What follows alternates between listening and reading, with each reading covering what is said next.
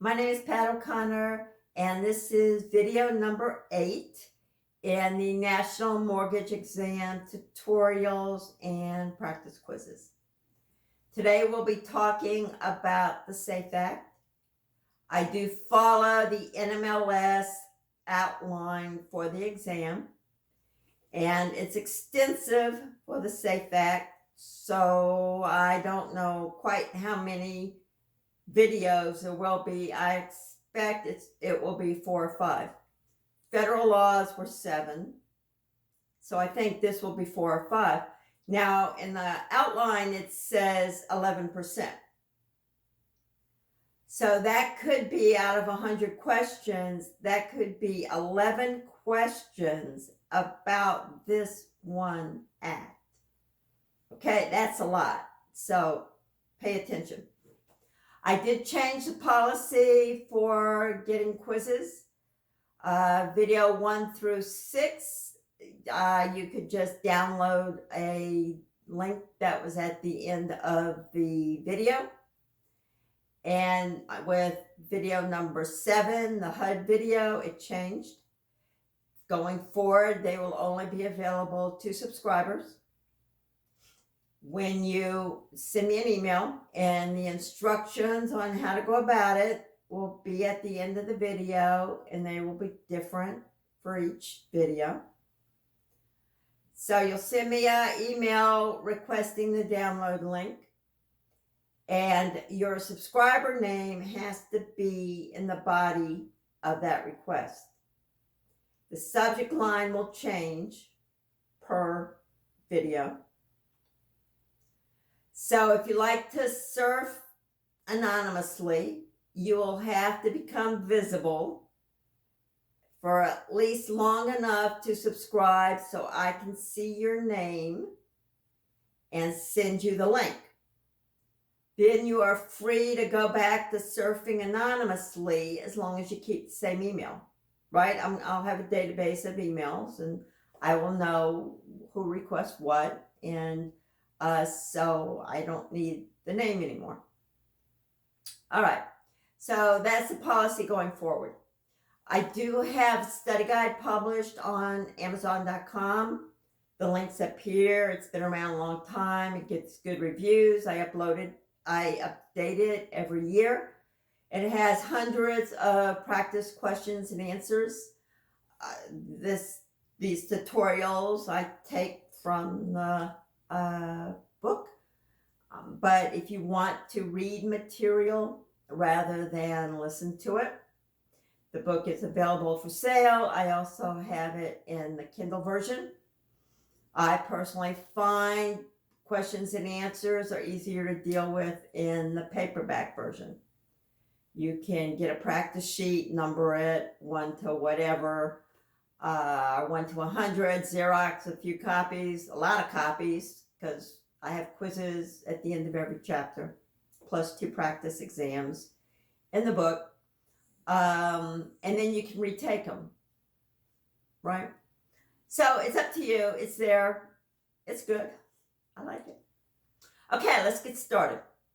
I do follow, again, as I said, the content outline that they published for the exam. So I'm going item by item. And the first thing to talk about is, why was the SAFE Act even passed, and what's the purpose of it? So to begin with, SAFE stands for Secure and Fair Enforcement.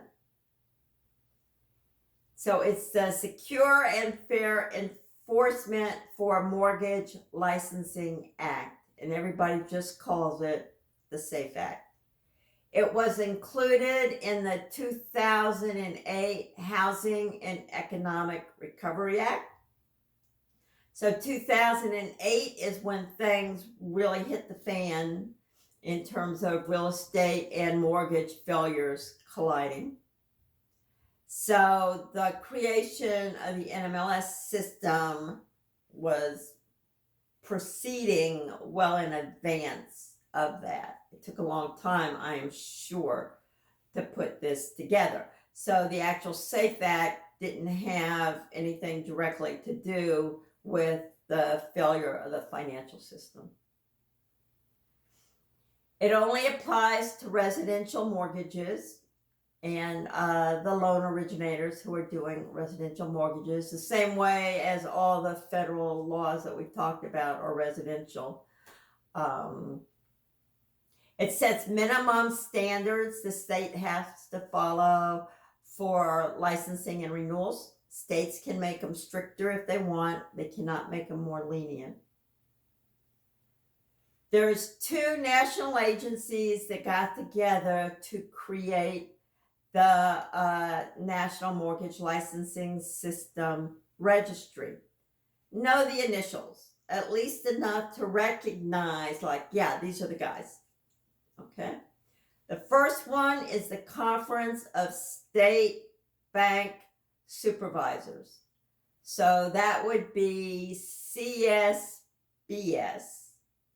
The second agency is the American Association of Residential Mortgage Regulators, AARMR. Maybe if you see something that sort of looks like that on an exam, ARM is one of the words in that. And you say, oh, ARM, that's related to what I know about adjustable rate mortgages, right? So maybe it's one of the agencies. It doesn't stand for adjustable rate mortgage. It stands for, Association of Residential Mortgage Regulators. But that might be something that would help you. And CSB, maybe closed sale for bank. Maybe just little tips to help you if you happen to see these initials, acronyms, but acronyms are usually pronounceable, so I don't know. Okay, so they got together to form the NMLSR, the National Mortgage Licensing System and Registry. And the purpose was to have one portal that all the licensees can access. And from there, go to their individual state application forms. They didn't have to log in to Florida, to Alabama, to California, to, who knows where. They could all log in to one place, and their data, we're going to talk about in just a minute, is kept on file and accessible through that, through a different portal, but all part of the same registry system. So majority of the states renew their license annually on December 31st. I looked through it briefly last night, and some were renewing on December the 1st. So for your individual state, you'll have to check when they renew. And the registry establishes minimum continuing education requirements. Again, the state can make things stricter, but they all have to have the minimum that we will talk about in another video.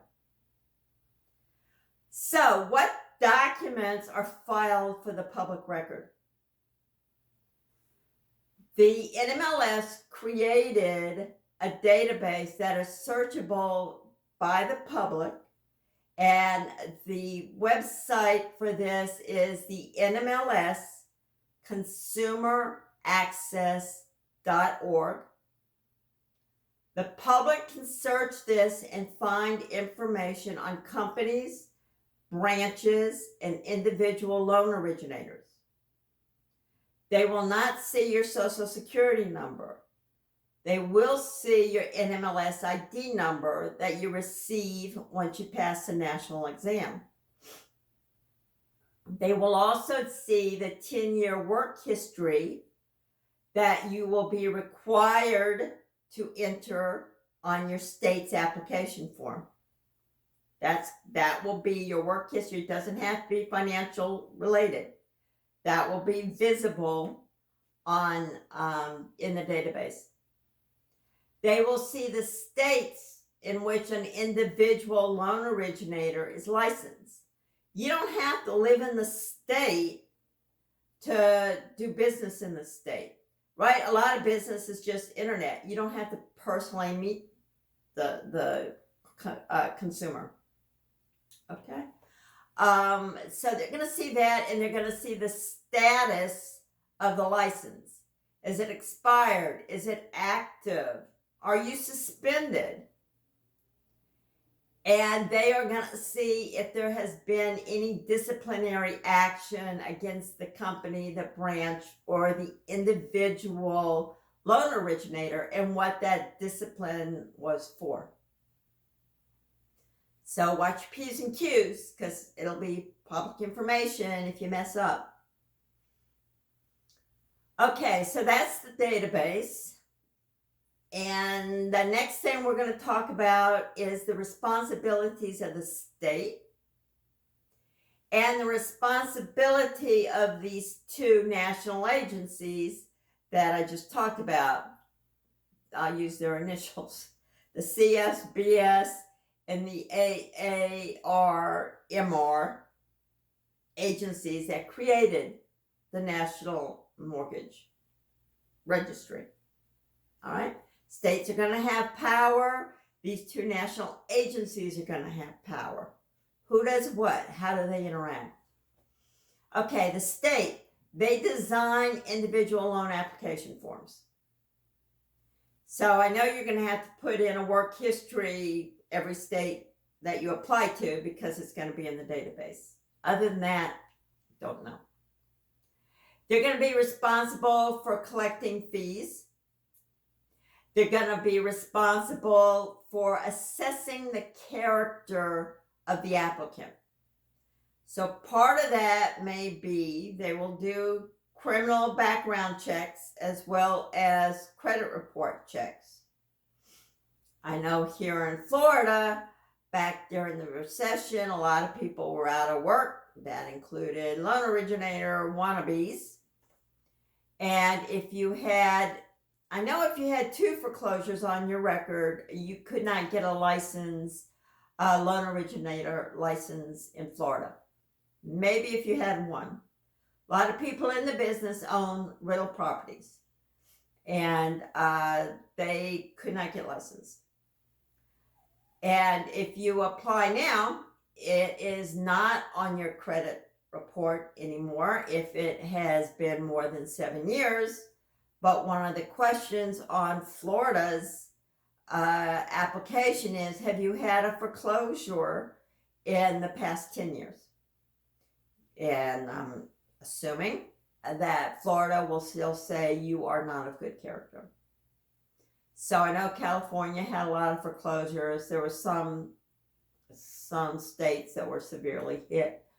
So you might want to check into that before you pay your fees, just in case that you might not be able to make it, because now we're perhaps going into a recession. Don't know. Okay, so are you of good character? They will conduct background checks, state checks, credit checks. We're going to talk about in a minute, the 2 national agencies will actually submit a request to the FBI to do the criminal background checks. Okay, they issue the license and they write procedural regulations. The state denies, suspends, and revokes licenses. The state audits loan origination records.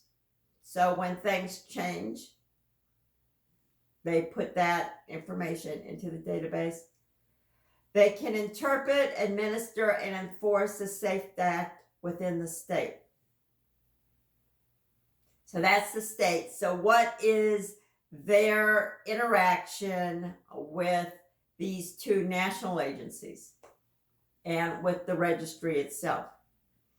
When the licensees go into the portal, they click on what state they want to apply to, and then they'll end up with the application form. The state has that application information, and then it's the state's responsibility to upload that to the National Registry. And the two national agencies, if for some reason there is proof that the state is not doing sufficient regulations for the loan origination, these two national agencies have the power to take over the regulation of the SAFE Act within those states. I don't know if that's happened. I have not heard of that happening, but that's part of the charter. So that's the relationship between the registry and the states. Okay, so these two national agencies, CSBS, AARMR, and Consumer Financial Protection Bureau comes in here at the end. What are their responsibilities? They maintain the National Registry. They approve the course materials, the schools, and the exams. They monitor the statuses of licensees. They request the result of fingerprint background checks from the FBI on behalf of the state. They are the ones that assign the MLO number, the ID. They set the penalty limits. And the Consumer Financial Protection Bureau wrote the loan origination rule. And this rule said that loan originators could not be compensated by both the consumer and the lender, one or the other. They can't double dip. And that's the loan originator rule. And Consumer Financial Protection Bureau wrote it because the SAFE Act said it was their responsibility. Okay, license law and regulation. So who is responsible? Who has to be licensed? What activities mandate that someone is licensed? If you take a loan application, if you arrange a credit transaction, if you assist the consumer in applying for credit, if you offer or negotiate loan terms, if you make an extension of credit, here's our offer. You've got, 30 days to approve it, 10 days to approve it, whatever they want. If they earn a referral fee for referring a consumer to another loan originator or to a creditor, a lender, they have to be licensed. If they advertise their own loan originator services, they must be licensed.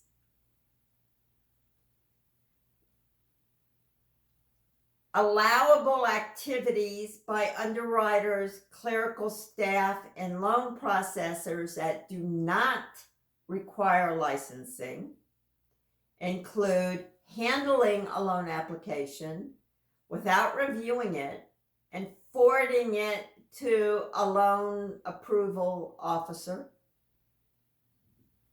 helping a borrower fill out a loan application without discussing any particular loan product. Like here we have a fixed rate, here we have, adjustable rate, we have VA, we have FHA, we have conventional, blah, blah, blah, blah, blah. No, don't do that. They provide general explanation in response to consumer queries. What are my closing fees based on? Yeah, that could be a question. Arranging the loan closing or other aspects of the loan process without discussing any new loan terms with the borrower. Providing a borrower with information unrelated to loan terms. You don't need a license. Describing the steps that a borrower or prospective borrower would need to take to obtain a loan offer without going into individual details about that particular borrower. Okay, ma'am, if you want to apply, you need to bring, if you want us to do all the paperwork for you, next time you come into the office, bring your pay stub, bring 2 months of bank statements with you, maybe print out your credit report. We're gonna pull our own, but that might be a good thing to pull. And so that's nothing about their particulars. It's just what will that loan originator need to actually start an approval process for them. And then you could volunteer to help somebody without receiving anything of value. So doing that, you don't have to be licensed. Maybe you know a lot about mortgages, and so you'll explain, this is a VA product. You're a vet. Maybe you want to do it. It's good. You don't have to be licensed to do that kind of thing. Okay. Who requires licensing when it comes to loan underwriters and loan processors? Now, underwriters, in case you don't know, are the ones that work for the lenders. And if you need a manual review of someone's application that the system doesn't say, oh, it's good to go, they're perfect. And maybe an underwriter just has to glance at it. But if there are some kind of conditions where you need a human intervention to assess whether or not they're a decent enough credit risk, that would be the underwriter. And if the loan processor is the one, if maybe you're in an office where all you do is hand the loan application over to a processor. And then the processor is the one that's responsible for sending out all those forms within 3 business days after receiving the application. They may even be the one to talk to the loan processor, although I think the loan originator can usually say, I'm going to talk to them. You do the paperwork. I'll talk to them if there's a problem. And they'll follow up. You have to get like employment checks and stuff like that. And so the loan processor in an office may do all that, and the loan originator gives them a cut of their commission, typically, for doing that. Okay, so that's what a loan processor does. So the NMLS, the SAFE Act, has minimum standards that the state can make stricter. So the SAFE Act says that loan processors and underwriters who function as independent contractors have to be licensed loan originators. So they get 1099. They are not employees. They may work for big companies that will, send out, my loan processor's sick. Help, we need help. Or people have whole careers as independent contractors. They receive no benefits. They have to be licensed. And usually it says, you work your own hours. You don't really directly supervise and stuff. If they are supervised loan processors and underwriters, and you don't advertise to the public at all, you don't have business cards, then you are not required to be a state licensed loan originator. So you can check. I'm not sure what Florida is. I think Florida stays with the SAFE Act, but your state may require everybody to be licensed. So that is about it for today. I try to keep them to about a half an hour because that's pretty much what fits into the description block that YouTube allows us. on the video, and you probably don't want to listen to me for too much longer than this. So up here right now is the information for receiving your quizzes. You will need to subscribe. There's a subscribe button in the right-hand corner, lower right-hand corner. The link to subscribe is also in the description of the video. So I hope you will. I think the quizzes are a vital part of learning. And if you stay just a couple minutes longer, you will have links to 2 other videos. Color coding of the thumbnail changes based on the topic. So federal regulation has one background color. We are now in the uniform state content, and that will have another background color. So if you go up to the channel and you see the different colors, you'll be able to pick out right away what topic we're talking about. All right, that's it. I will see you next Wednesday with more on the SAFE Act. Thank you. Bye.